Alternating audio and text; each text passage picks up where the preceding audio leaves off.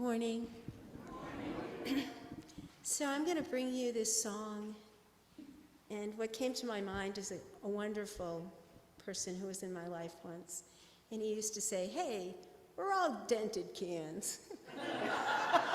and and this song, of course, is about being loved for just who you are.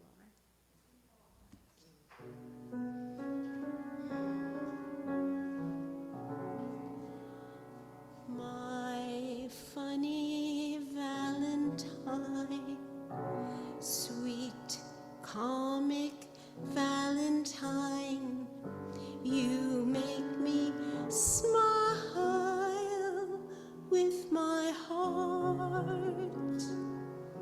Your looks are laughable, unphotographable, yet you're my perfect work of art.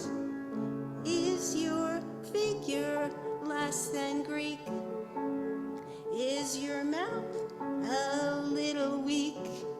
And when you open it to speak, are you smart? But don't change one hair for me, not if you care for me. Stay, little Valentine, stay. Every day will be Valentine's Day.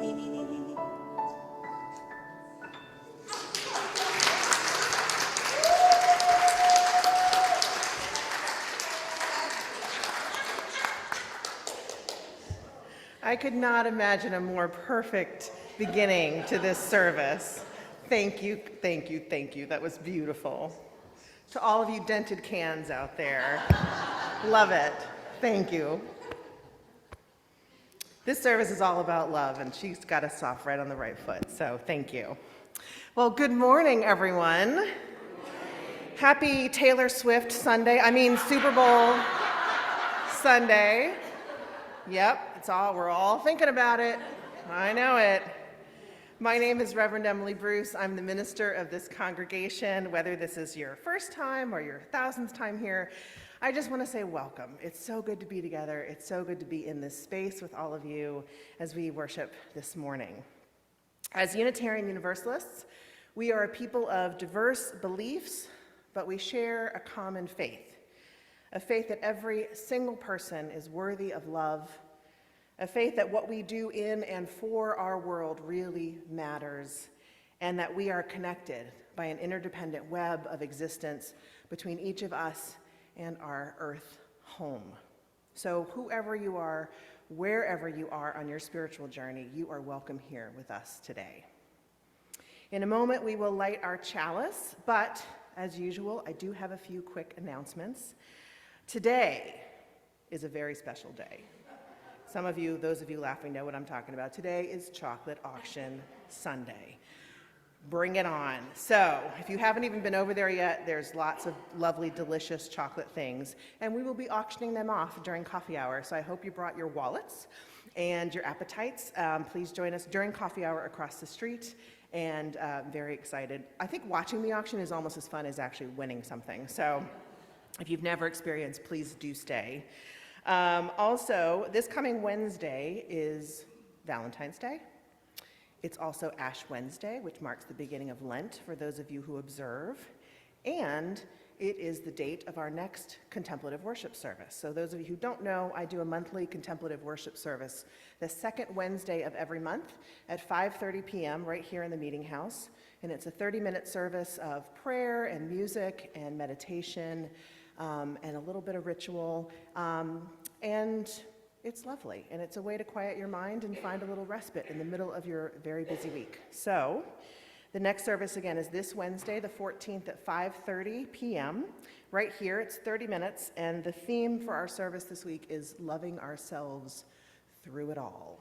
So I hope you'll come. One final announcement: Friday, March 1st is Soup and Talent Night. Another, you got to see it to believe it, which is wonderful. It's great. It's fantastic. It was Friday, March 8th. We've moved it up a week. So Friday, March 1st, we eat soup and we watch all the lovely, talented people in our congregation offer their talents for us in the forms of dance, music, poetry, all different kinds of things. We're going to have a special guest from the Fred Astaire Dance Studio to do a little performance with Kathy Kay and Barbara Agello, and also offer a little dance class at the beginning for those who are interested. So that's going to be a lot of fun. So again, Friday, March 1st, 6 o'clock. Is that right? Thank you, Christina. She's always confirming if I'm right with my times. 6 o'clock, Friday, March 1st, in the Beale House. I hope you will be there. There's a sign-up sheet, I think, today. There's a sign-up sheet on Info Island at Coffee Hour. Okay, so there's a big table over there with signing up for that, name tags, newsletter, all kinds of things, so check that out during Coffee Hour. And everything I've just said and more is in the newsletter every week, which arrives on Thursdays. So read that and let us know if you have questions.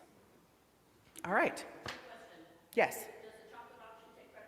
The chocolate auction does take credit cards. Thank you for asking. And cash and checks. So, yeah. So you have no excuse, people. All right. I would like us now to center ourselves a little bit. Get comfortable in your seat. If your phone isn't on silent yet, please put it on silent and give yourself a digital Sabbath for the next hour and the rest of the people sitting around you. I would like you to get comfortable and join me in taking a deep breath in and out. This hour is for you, this hour of worship and reflection and meditation and fellowship. So get comfortable, be comfortable, know that you are safe and welcome. And join me in taking one more breath in and out. And let us worship together.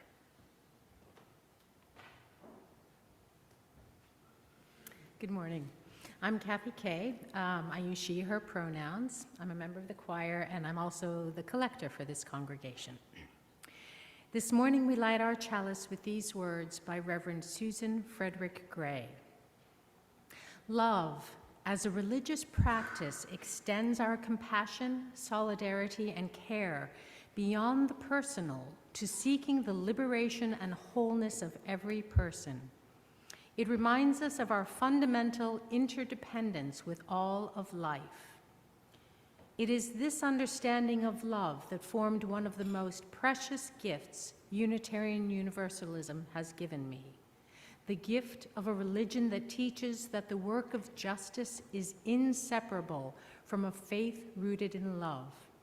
To be a faith of action with love as our doctrine doesn't mean we live it perfectly, but it does mean that we are called again and again to learn, to make amends, to restore relationship, to choose love. I now invite you to rise in body or spirit and join in singing our opening hymn, number 10, in the Gray hymnal, Immortal Love.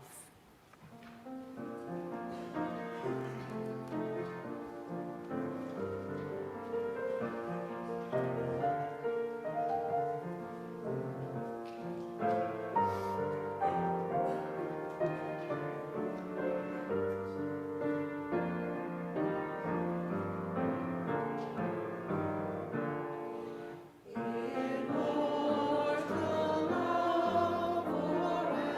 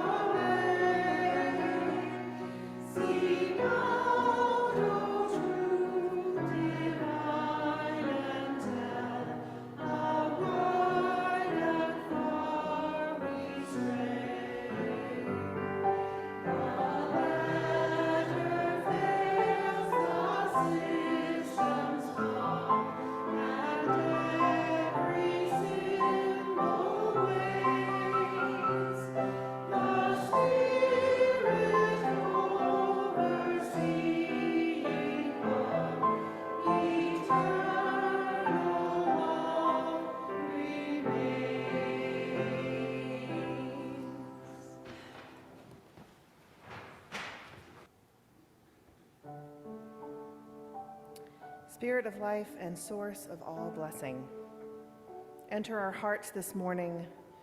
Show us the truth of our belonging to each other. Help us choose to love the world.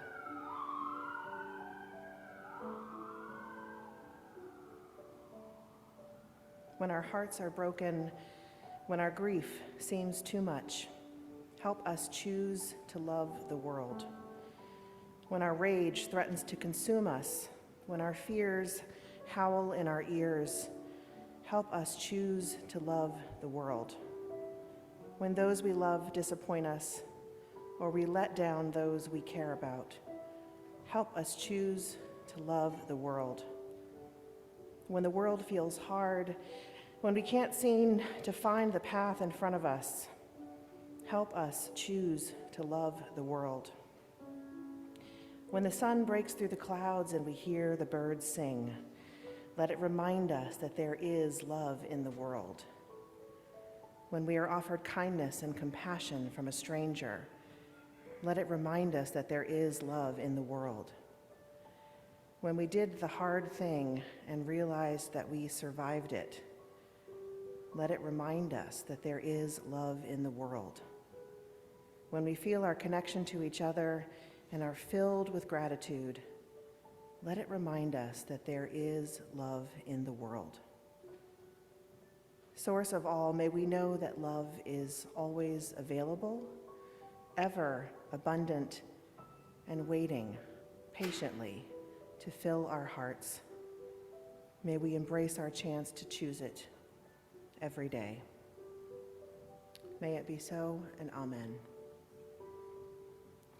Please now join me in singing side 2 of May Love Be Your Guide.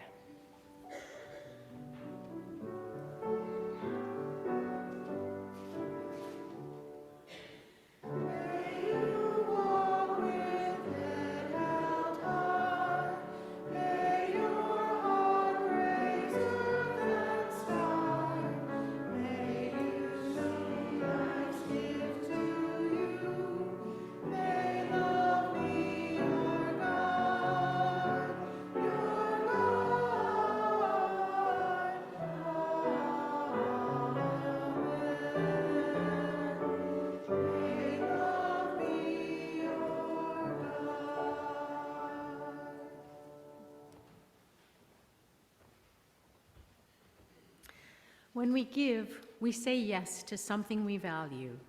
In this congregation, we take up an offering each week to say yes to the values of our UU faith and yes to this beloved community.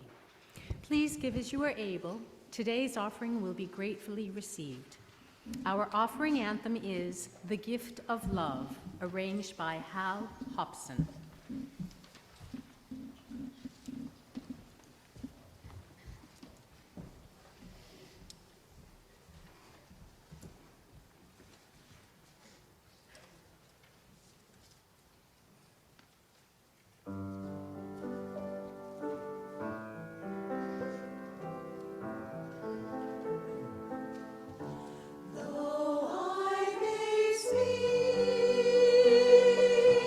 With brave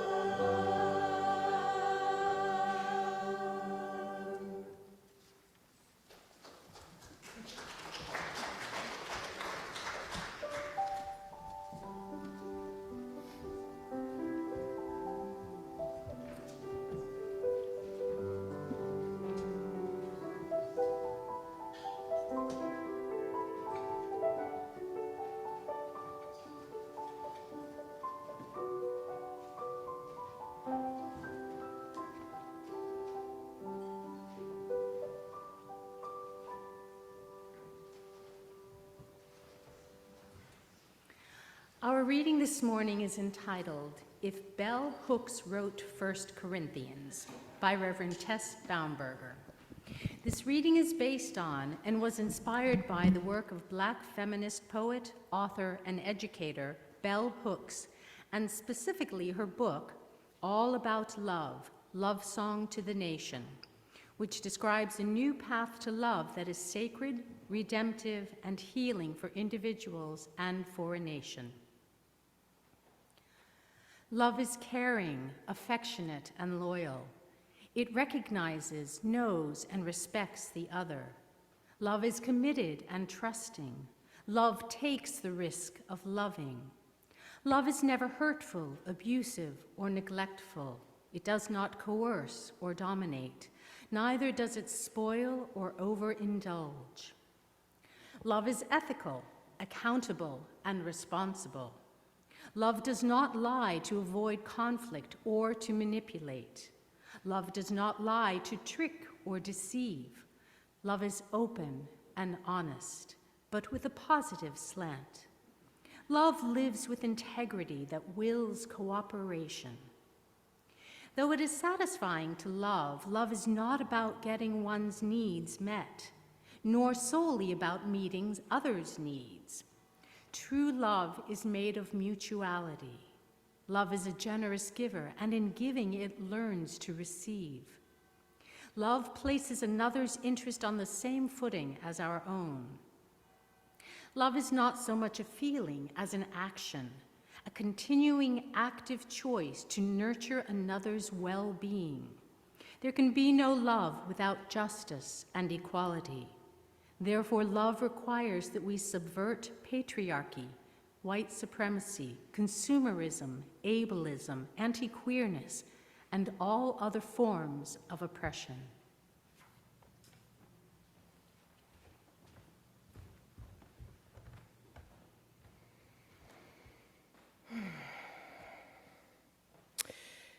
So about a week or so ago, a friend texted me a link to read.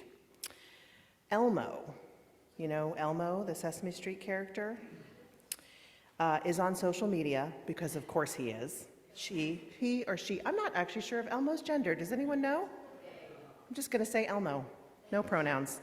Elmo is on social media, and Elmo had just posted on X, which is what we are now calling Twitter, this, quote, I'm not gonna do the voice in case you're wondering. I did think about it. I couldn't do Elmo justice. I'm not gonna try. I'm certainly not gonna do it now. Okay. Elmo was just checking in. How is everybody doing? That's it. Just 2 sentences on X. And the response was overwhelming. How many of you have heard of this story already? Okay, I knew I wasn't gonna be the only one. Thousands and thousands and thousands of people responded to that tweet with their worries and their fears and their frustrations. The last figure I heard was over 50,000 responses. One journalist called it a trauma dump. Now, not everyone who responded with their trauma and their frustration. Some people were loving and kind. Some people asked how Elmo was doing. It was actually really beautiful to read through the responses. Really sad and really beautiful.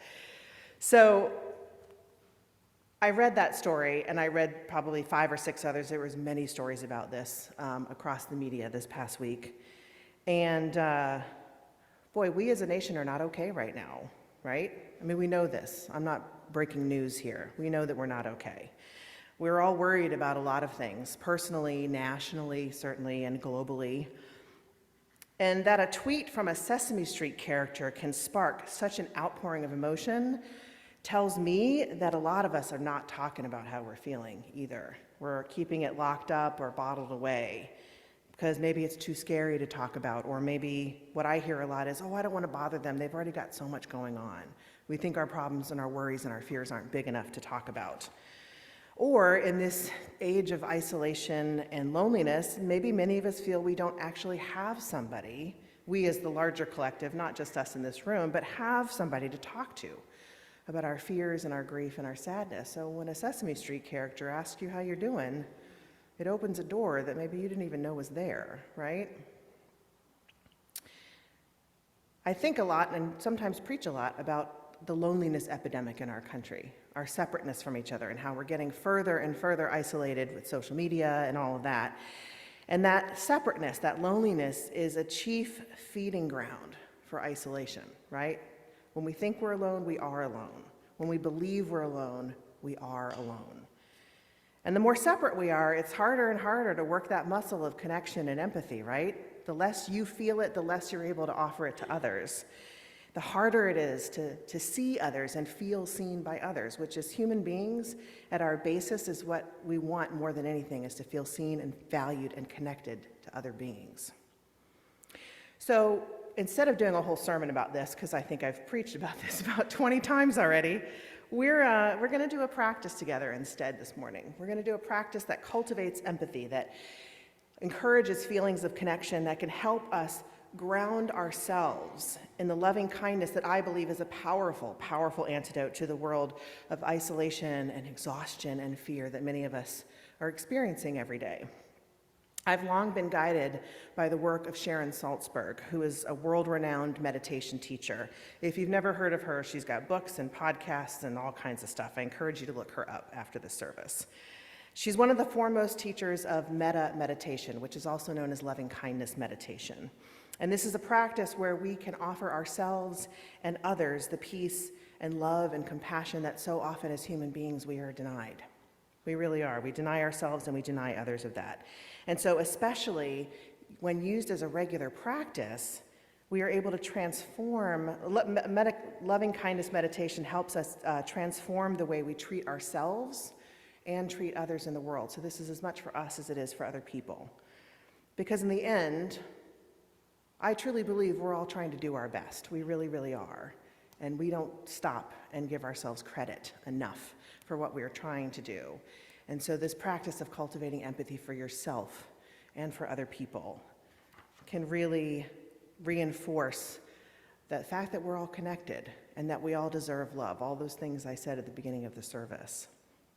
So we're going to do this practice together. So first, like we do at the beginning of the service, get comfortable in your seat. You've been sitting still for a little while, so if you need to move around a bit and kind of shake out the cobwebs, do that. If you're holding an order of service or anything in your hands, put it down. And I'm going to ask you all to close your eyes and take a deep breath in and out. Let's do that one more time. In and out. And keep your eyes closed during this if you're willing. We're going to start with ourselves. I want you to think about yourself right now. What are you struggling with? Are you tired? Are you recovering from an illness? Are you angry or frustrated about something? Whatever it is, whatever's coming up, just accept that it's there. You don't have to fix it. Take another deep breath in, and then silently say these words to yourself. May I be safe. May I be happy. May I be healthy. May I live with ease.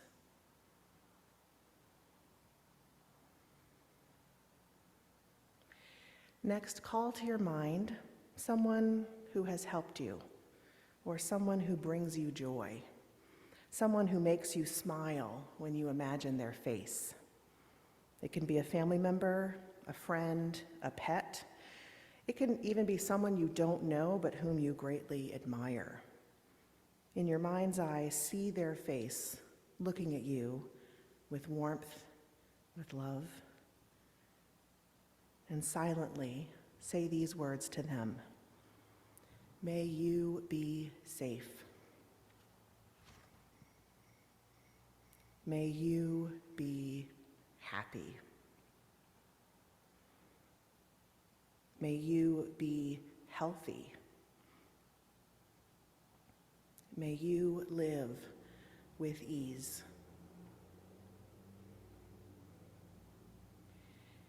Now I invite you to think of your inner circle, the family and friends that are closest to you, the people you talk to nearly every day, the people you travel with and spend holidays with. And imagine them standing in a semicircle in front of you, each of them looking at you with warmth and with love, like you're all about to have a really big group hug. And holding all of their faces in your mind's eye, say silently these words to each of them. May you be safe. May you be happy. May you be healthy. May you live with ease.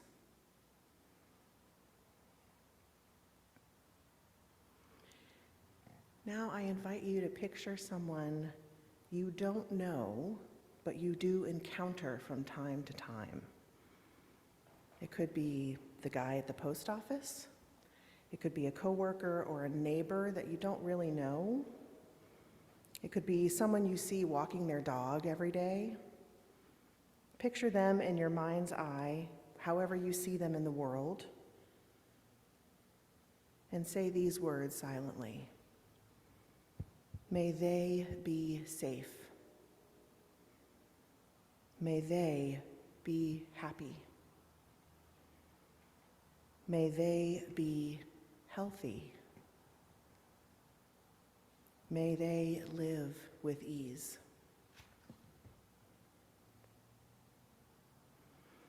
Now we're going to back up a little bit, and I want you to picture your community, or I should say communities. All of the people and groups that populate your world. This church community, your book club, your pickleball friends, the group of college friends that you still keep in touch with, your entire family, your neighbors, your friends on social media. It's a big group. Picture this crowd of people standing around you, surrounding you with energy and love, like you're about to get the biggest group hug of your entire life. Feel this energy, feel their presence around you, and then say these words silently to them. May all of you be safe. May all of you be happy. May all of you be healthy. May all of you live with ease. Finally, picture in your mind our entire Earth. See that picture of our beautiful blue and green planet the astronauts took all those years ago. Try to imagine, if you can, all of the billions of people, the trillions of animals, the quadrillions of bugs and plants and trees, the rivers and the oceans, the mountains and the deserts, the cities, the farms, the neighborhoods, the countries and nations. The entirety of our earth, where all of us belong, where each of us call home, and say these words silently. May we be safe. May we be happy. May we be healthy.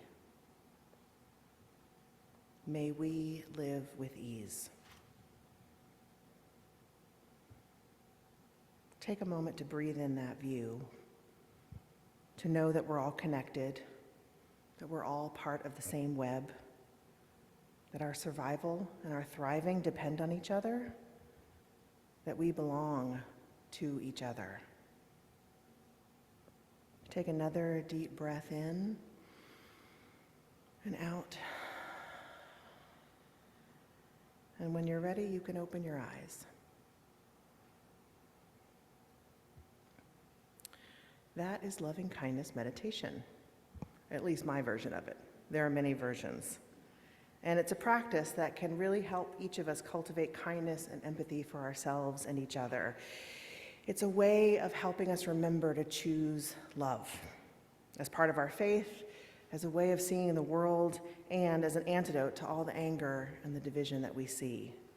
So I hope you will consider practicing that this week a couple times as your Valentine to those you love and yourself and the world, because the world always needs a little more love.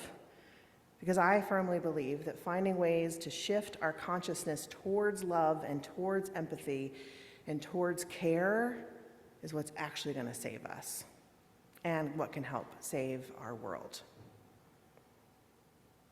May it be so. Amen. Please rise in body or in spirit for our closing hymn, number 1026 in the Teal hymnal, If Every Woman in the World.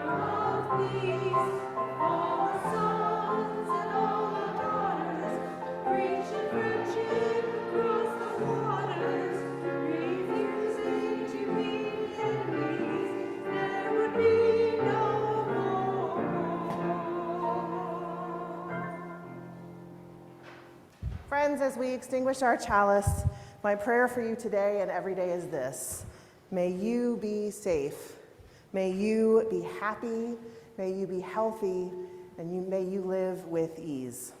Go in peace with love for yourselves and each other. Amen.